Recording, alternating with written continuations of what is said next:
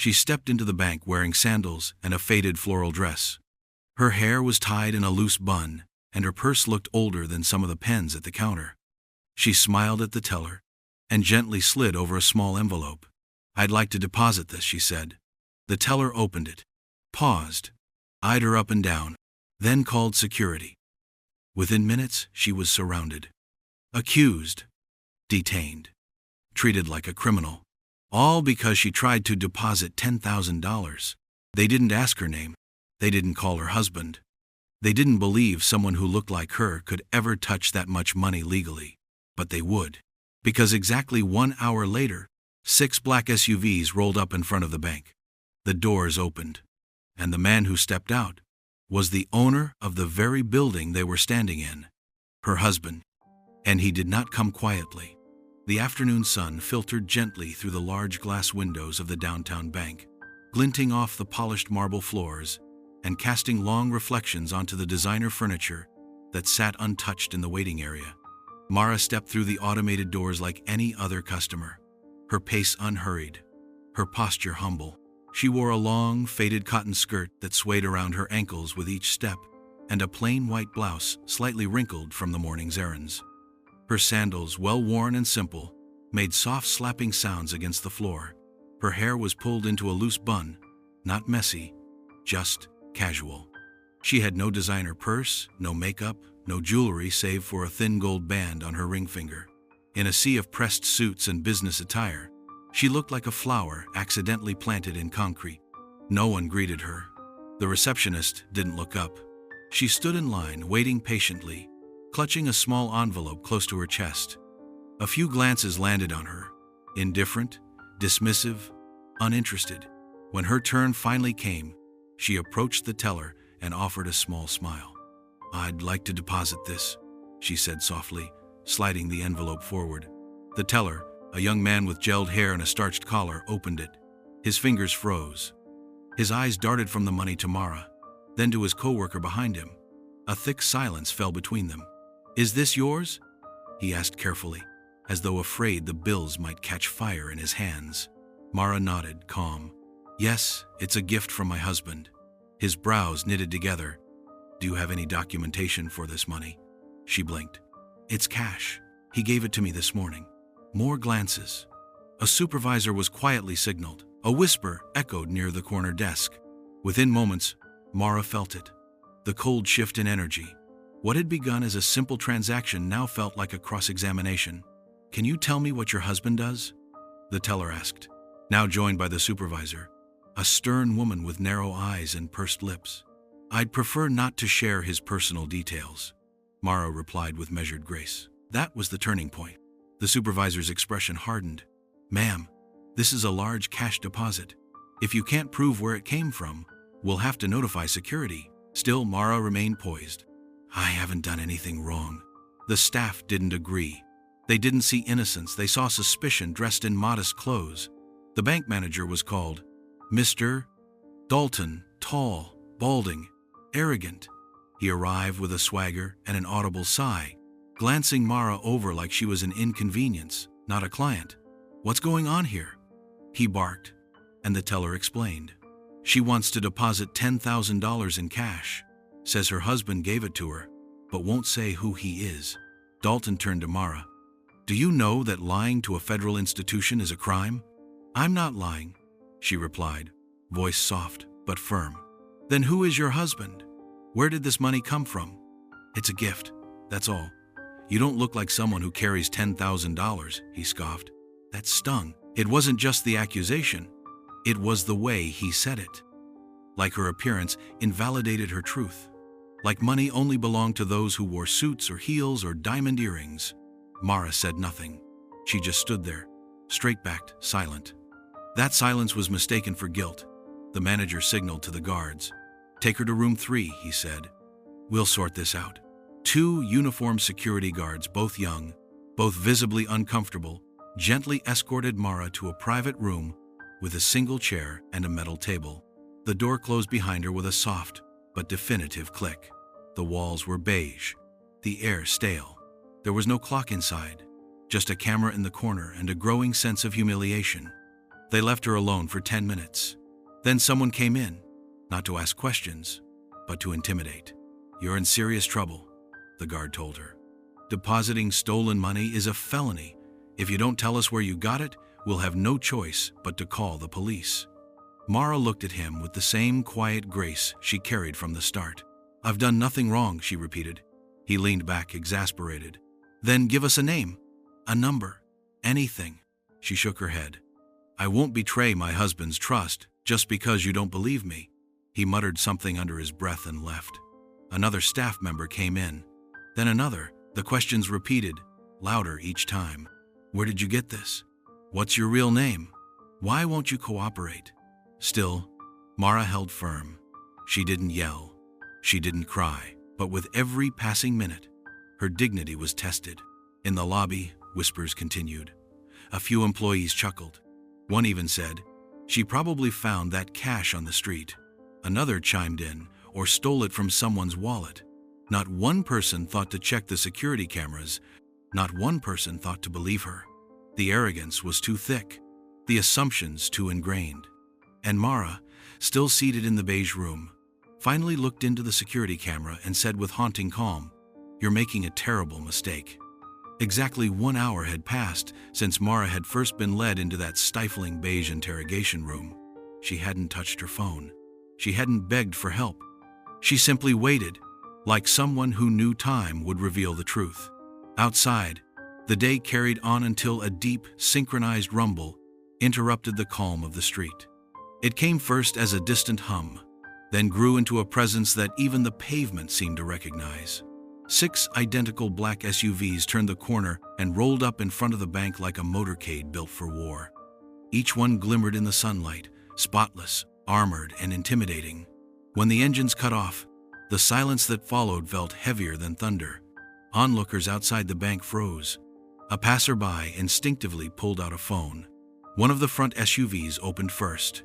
A suited driver in dark sunglasses stepped out, scanned the building, and opened the rear passenger door with deliberate grace. From the back seat, a man emerged, tall, commanding, dressed in a charcoal suit so sharp it seemed to slice the air around him. His watch glinted, his tie was flawless, his jaw was clenched. And in his eyes there was no confusion, only fire. This was Ethan Rivers, CEO of Orion Financial Group, owner of over 200 banks nationwide, investor in 4 Fortune 100 companies, and one of the most powerful private citizens in the country. But most importantly, in that moment, he was just a furious husband. He didn't pause to look at the building sign. He didn't greet anyone. He walked straight through the bank's glass doors like a storm had found legs. Inside, the atmosphere snapped to attention. The receptionist, startled, glanced up. So did the tellers. So did the customers waiting in line. A few recognized him immediately. Mouths fell open, backs straightened. But he didn't stop to explain himself. He moved past the front desk, ignoring a security guard's hesitant, "Excuse me, sir," and stormed into the heart of the branch like he owned it. Because he did. In the staff office, Manager Dalton was sipping coffee, feeling rather pleased with himself. He was just about to brag to a coworker about how he sniffed out a scammer before she slipped through the cracks when the door burst open. And there stood Ethan. "Where is my wife?" The question wasn't shouted, it was spoken low, cold, precise, but it hit like a bomb. Dalton turned white. The coffee cup in his hand trembled. Beg your pardon?" Ethan took one step forward. "My wife, Mara Rivers. Where is she?" The entire room stilled. Even the air seemed to withdraw. Employees stood frozen, piecing together the puzzle in real time. The woman in the skirt, the envelope of cash, the one in room 3. "Mr. Rivers, sir? Didn't know she was your—" "Of course you didn't," Ethan snapped, now furious. "Because you didn't bother to ask. You saw a woman in simple clothes and assumed she was a thief." Dalton tried to gather his words, but they scattered like dust in a hurricane. Ethan turned toward a younger employee nearby. "Take me to her. Now." The girl nodded, flustered, and led him quickly through the corridor, past cubicles and confused faces. When they reached room 3, she hesitated. "She's inside." Ethan didn't knock. He opened the door, and there she was. Still seated. Still composed. still beautiful, even under the fluorescence. Her hands were folded in her lap. She looked up, unsurprised. Their eyes met, and for a moment, the chaos outside melted into silence. "I'm sorry I took so long," he whispered, crossing the room in 3 steps. He knelt beside her, took her hand, and kissed it gently. "They didn't hurt you." "Only their assumptions," Mara said softly. Ethan stood, eyes blazing now, and turned to face the doorway. Word had spread. Staff had gathered in the hallway, silent, watching. "You detained my wife," he said, voice rising. "You profiled her. You humiliated her in my bank." His words echoed down the corridor like gunshots. "I've built this institution from the ground up. I've donated millions to communities, to education, to reform. And this is how you treat a woman who walks in with dignity instead of diamonds." He pointed at Dalton, who had just appeared at the end of the hallway, pale and sweating. "You're fired. Sir, please. Today, immediately. You'll receive a legal notice within the hour." He turned his gaze to the other employees. "Anyone who stood by and laughed will receive a disciplinary review. If you mocked her, I'll know. I'll see the footage. And you will be held accountable." One young teller, the same one who had taken the envelope, lowered his eyes, visibly shaken. Another employee, a young woman who had tried to speak up earlier but had been silenced, stood straighter. Ethan noticed. "What's your name?" he asked. "Diana," she replied nervously. "You tried to say something earlier, didn't you?" "Yes, sir. I said maybe we should call her husband. I didn't think she looked like a criminal." Ethan nodded. "Come to my office on Monday. We'll talk about a promotion." Diana blinked, in disbelief. "Thank you, sir." Ethan extended his hand to Mara, and she took it. They walked back through the hall together. Slow, deliberate, regal. Eyes followed them. Mouths hung open. No one dared speak. As they stepped into the main lobby, the silence cracked, whispers buzzing like bees behind glass. Ethan paused near the receptionist. "Post this on every wall in this branch. Judgment without compassion is ignorance in disguise." And then they left, together. The Black Subs waited with doors open. Ethan helped her in first, then followed. And as the convoy pulled away, the entire bank stood still, stunned, ashamed, and deeply, deeply changed. The next morning, the story was everywhere. It started as a small ripple, a single blurry cell phone video taken by a bystander outside the bank, showing 6 black SUVs rolling up, followed by a man in a sharp suit storming inside. The video captioned, "Something big going down at Hallbrook National. This guy walked in like he owns the place." Hit 1 million views in under 2 hours. Then came the second video. Someone inside the bank had discreetly filmed from behind the teller counter, capturing the moment Ethan Rivers demanded, "Where is my wife?" The voice was unmistakable. So was the tension. From there, the internet took over. Hashtags erupted. Number Mara Rivers. Number bank shame. Number judged by appearance. News outlets scrambled to verify what they were hearing. By noon, it was official. Ethan Rivers, billionaire CEO of Orion Financial, had walked into one of his own branches and discovered his wife being detained and humiliated for trying to deposit a legitimate $10,000, simply because she didn't look like someone who should have that kind of money. The headlines came fast and loud. "Wife of billionaire detained at husband's own bank." Profiling at its worst. Dignity doesn't wear Prada. Ethan Rivers fires staff after wife's humiliation. Within 24 hours, the story had hit every major media outlet. Talk shows dissected it. TikToks reacted to it. Late-night hosts made biting jokes about judging a book by its cover. But amid the whirlwind of viral takes and media frenzy, the couple at the center of it all remained silent. Until the next evening. Ethan and Mara appeared together on a simple stage, set for a press conference, held in front of the headquarters of Orion Financial. There were no red carpets, no extravagance. Just 2 microphones, a row of reporters, and the weight of a world watching. Mara stepped forward first. She wore a soft blue dress, simple, elegant, just like her. No jewelry, no makeup. Her hair was in the same bun. "I want to begin," she said, her voice steady but gentle, "by saying that I don't want anyone fired in anger. What happened to me wasn't just about me. It was about the millions of people who walk into rooms and are instantly underestimated, Because of their clothes, their skin, their silence. Cameras flashed. Pens scribbled. When I walked into that bank, she continued, I wasn't trying to prove anything. I just wanted to deposit a gift from my husband. But because I didn't wear designer labels, because I didn't fit someone's idea of wealth, I was treated like a criminal. She paused. And still, I hold no hatred, just hope. That sentence alone trended within minutes. Ethan stepped up beside her, placing a hand on her shoulder before facing the press. I built Orion to be a place where people are treated with dignity. Yesterday, that principle was broken. And for that, I apologize. Not just to my wife, but to every customer who has ever been misjudged within these walls. Reporters shouted questions, but he raised a hand. Today, we are not just addressing what happened, we are transforming it. He turned to the side, motioning toward a woman seated in the front row. This is Alana Brooks. She grew up in the foster system. She worked 3 jobs to get through school. She has been with our bank for 6 years and has consistently outperformed her peers in leadership and empathy. As of today, she is the new branch manager of Halbrook National. Applause broke out. Alana stood slowly, eyes glistening. We are also promoting Diana Holloway, Ethan continued, the employee who tried to speak up that day and was ignored. She will join our new Ethics and Diversity Board. Ethan then made the biggest announcement of all. We are launching the MARA Initiative, a national program to train all Orion employees, not just to avoid bias, but to actively recognize dignity in every person they serve. This will be mandatory. It starts Monday.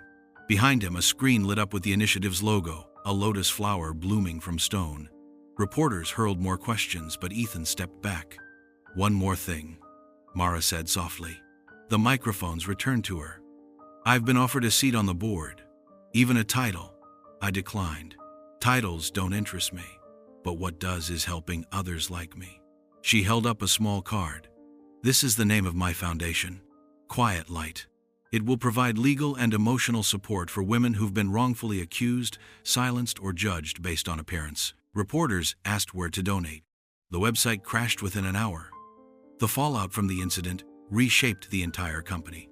Several senior managers at other branches preemptively stepped down, afraid their own practices might be exposed. Thousands of customers wrote in to share their own stories of being profiled or disrespected in places that were meant to serve them. Orion Financial became the face of corporate accountability, not because of the mistake, but because of what followed. Mara refused to do interviews for fame. She politely declined podcast offers and television appearances. She kept doing what she always had, grocery shopping in sandals, reading in the park, visiting her elderly neighbor every Thursday. But to the public, she became something more, a reminder that character isn't worn on the body, it lives in the spirit, and that power doesn't need to shout. Sometimes, it just walks quietly into a room and endures, until the world is finally forced to see it. Months later, an annual diversity conference invited Mara as a keynote speaker. She almost didn't go, but Ethan encouraged her. People need to hear your voice, he said. Not because of what happened to you, but because of how you handled it. She stood on that stage, wearing the same skirt from that day, and ended her speech with a sentence that would be quoted in classrooms, courtrooms, and campaigns around the world. Never measure someone's worth by their clothes. You don't know who they are or who they love. And as she walked off stage, Ethan stood at the edge of the curtains, clapping, not because she was his wife, but because, to him and now to millions, she was the strongest woman in every room she entered, no matter what she wore.